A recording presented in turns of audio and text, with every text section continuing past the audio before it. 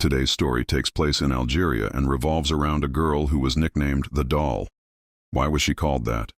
I'll tell you. It was because of her extreme beauty, delicate features, flawless skin, mesmerizing eyes, and silky hair. She looked like a doll.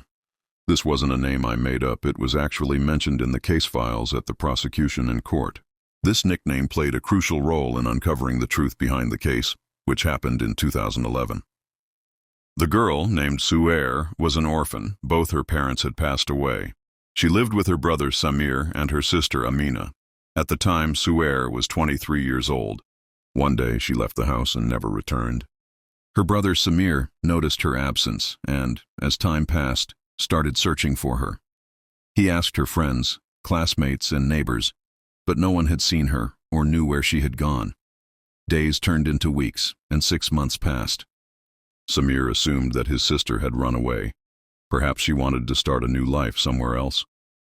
He recalled that she had often talked about wanting to leave the country and escape her life. So he believed she had followed through with her words and migrated elsewhere. However, after 6 months, Samir finally decided to file a missing person report at the police station. He provided them with Suaire's photo and details, hoping for any leads. The police took Samir's report and began checking their records. To their shock, they had already found a body 6 months earlier, a young woman who had been killed and left on the side of the highway between Chlef and the city of Oued Fayat. When they compared the photographs Samir provided to the unidentified body's records, they realized it was a match. The case had initially been classified as an accident. The forensic report suggested the woman had been hit by a car, leading to multiple fractures. Since there was no further evidence, the case was filed under unknown perpetrator and left unsolved. Since Samir had waited 6 months before reporting his sister missing, the police found his behavior suspicious and arrested him for questioning. They asked him why he had delayed reporting her disappearance. Samir explained that he truly believed she had run away and was afraid of involving the authorities without being sure. However, recently, his sister Amina had told him something that made him reconsider. The police brought in Amina and questioned her. "Why did your brother only report the disappearance after 6 months?" they asked. Amina hesitated before revealing that Samir had a history of conflict with Suaire. He had once beaten her severely when he discovered she was in a relationship with a young man. Since then, he had been very strict with her and controlled where she went. This revelation made the police even more suspicious of Samir, but they continued their investigation. Amina then told the police about a conversation she had with her friend, Hanan. One day, while chatting, Hanan mentioned something chilling.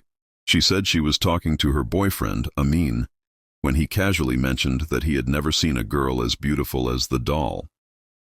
When Hanan asked him who the Doll was, he told her a shocking story.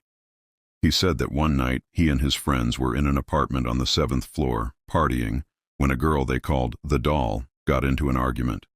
Suddenly, she threw herself out of the window and fell to her death. Panicked, his friends decided to cover up the incident. They put her body in a construction truck and dumped it far away.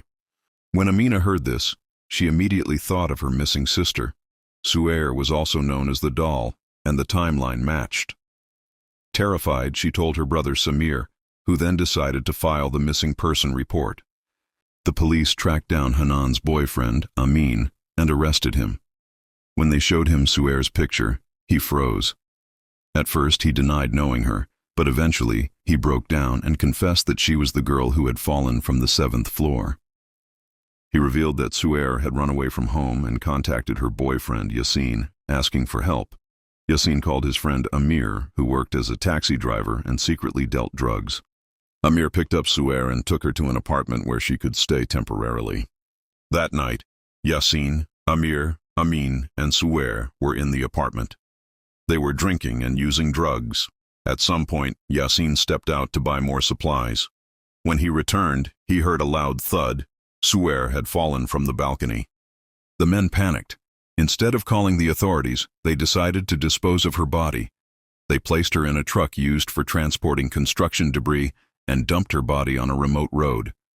The police then arrested Yassine, who admitted to being at the scene but denied killing Suaire. He claimed that Amir was responsible. When the police finally found Amir, he was already in prison for drug trafficking.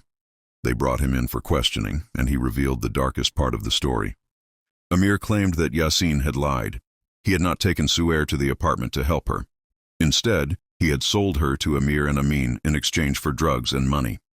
When Yasin left the apartment, Amir and Amin tried to assault Suhair. She resisted, and in the struggle, she ended up near the balcony.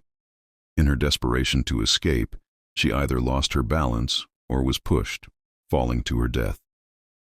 With all the confessions in place, the authorities charged Amir with murder and sentenced him to prison. Yasin was also punished for his role in the crime.